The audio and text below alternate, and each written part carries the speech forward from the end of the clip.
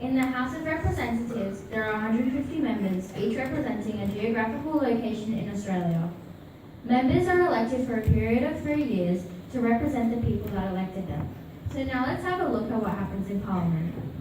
The Sergeant-at-Arms is custodian of the mace. Bearing the mace upon the right shoulder, the Sergeant-at-Arms precedes the Speaker when the Speaker enters and leaves the chamber at the beginning and at the end of the day's sitting of Parliament.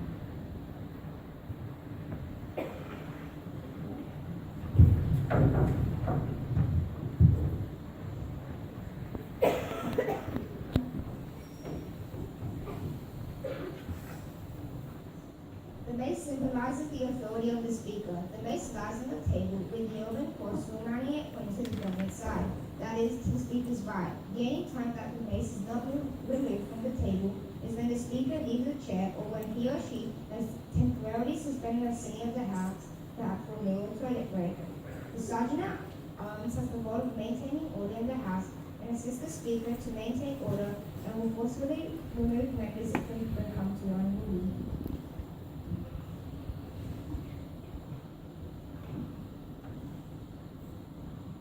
I acknowledge the Noongar and Manabrak peoples are the traditional custodians of the Canberra area and pay respect to the elders past and present of all Australian Indigenous peoples. The Speaker then states the Lord's Prayer and Parliament is in session for the day. The government always sits to the right side of the Speaker and the opposition sits to the left side of the Speaker. Clark, The clerk of the House then reads the bill. A bill is a proposed change to the law of the country to be debated, and members of the House begin to debate the merits of the bill.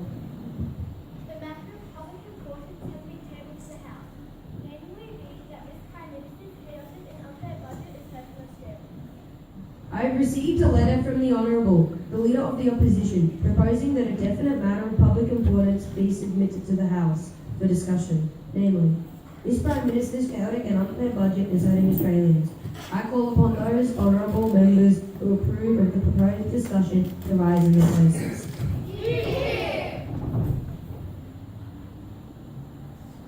This week will be the last week for 5 weeks that Parliament sits. The government has an opportunity over the next 5 weeks to face the people being punished by its unfair and chaotic budget.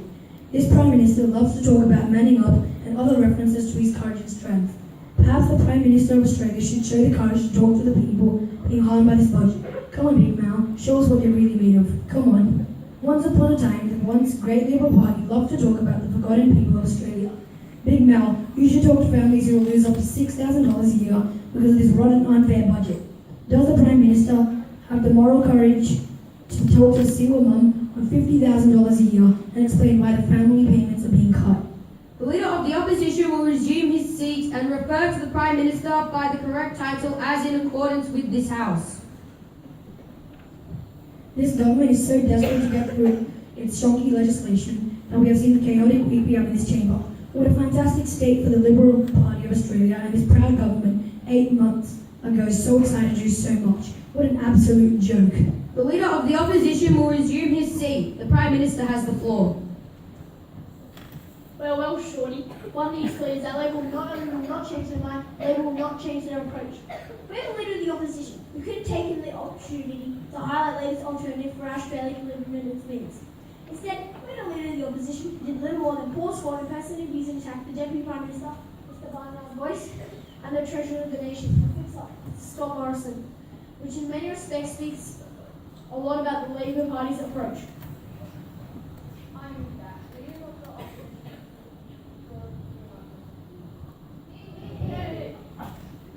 The member for Stirling and Minister of Justice will resume his seat, and I will remind the House that under the current standing orders, the Deputy Leader of the Opposition has the chair. Thank you, Mr. Speaker. The American philosopher John Dewey once said, "What the best and wisest parents wants for his own child, that must the community want for all of its children." Those words are more than a century old, but they still speak of the hope that the parents have for their children. But Dewey's words and the hope have been betrayed by this government and its unfair chaotic budget.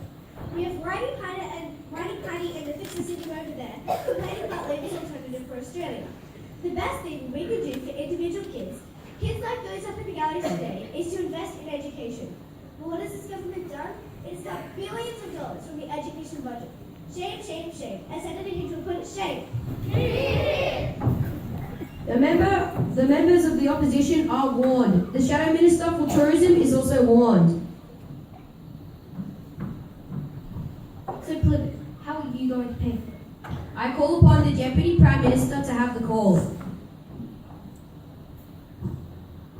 Thank you, Mr. Speaker. I am pleased to be speaking on this matter of public importance. I'm very pleased that the Foreign Minister is in the chamber today. Yesterday she was not in the chamber, and I know she's been doing tremendous work for the US administration and new President, Mr. Trump, to get that wall built around Mexico as quickly as they can. I applaud the jewel in the crown that is our Foreign Minister for all her hard work.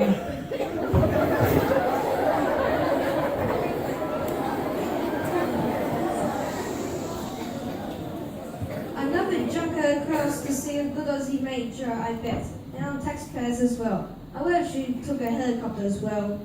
The Shadow Minister for Tourism is again warned. One more outburst like that and I will ask you to leave under the Standing Order 94. The Prime Minister has the floor. Thank you, Mr. Speaker. From our outburst from our lead friend Albo over there, we can see that Labor certainly needs help. They're in a state of denial about the election result last year. They're in a state of denial. The people spoke and said they didn't know what Sean is their Prime Minister or Clemens is the Deputy Prime Minister. Went to the last session with a plan. They have to fix up the debt and deficit that has been left by Labor.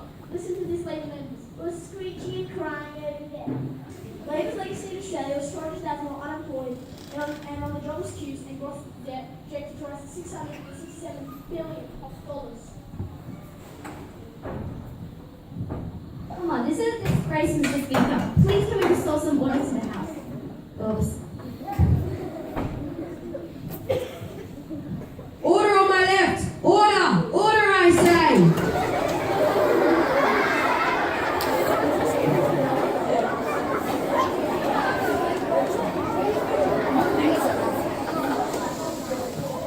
Yes, they are a rebel, Mr. Speaker. You talk about Shannon Bollock and Campbell and his hate lives over on the other side. Mr. Speaker, this is ridiculous behavior. I call the members of Durham.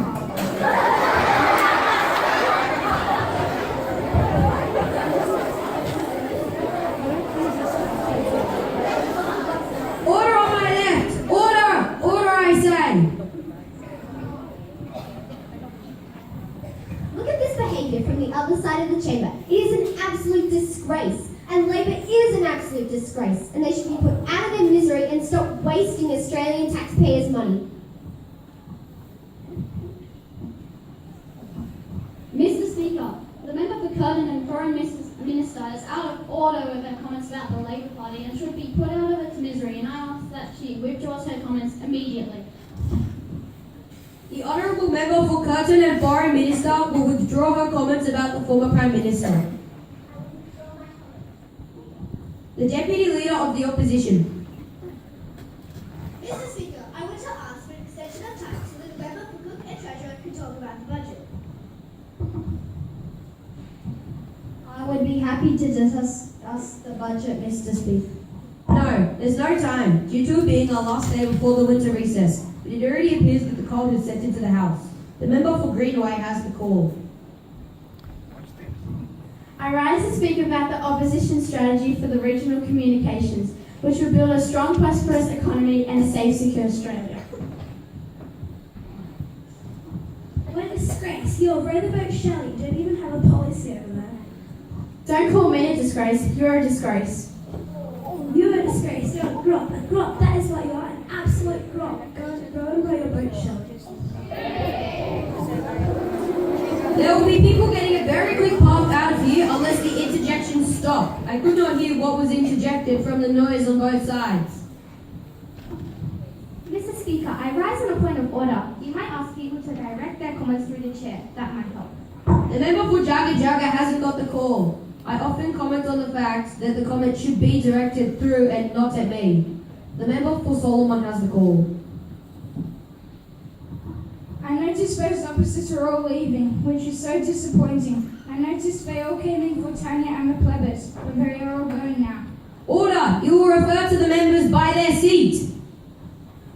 Mr. Speaker, I refer to the 1.5 minute mark of the Deputy Opposition Leader's speech when she referred to the member of Sturt as whiny piney. If she withdraws, I'll be happy to.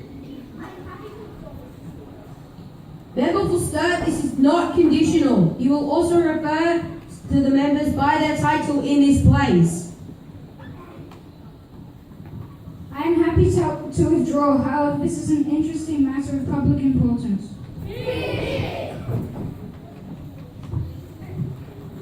You should listen to yourselves over there. You might even learn something. There's a bullfrog noise in the third row over there, and I'm not quite sure what it is.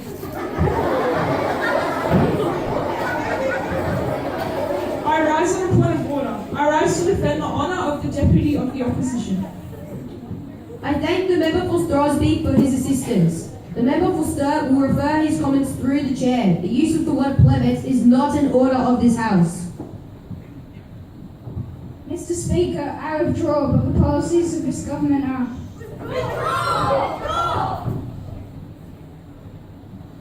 He is withdrawn. Are you deaf? I know you're dumb, but are you deaf? Order! The member for Sturt will resume his seat.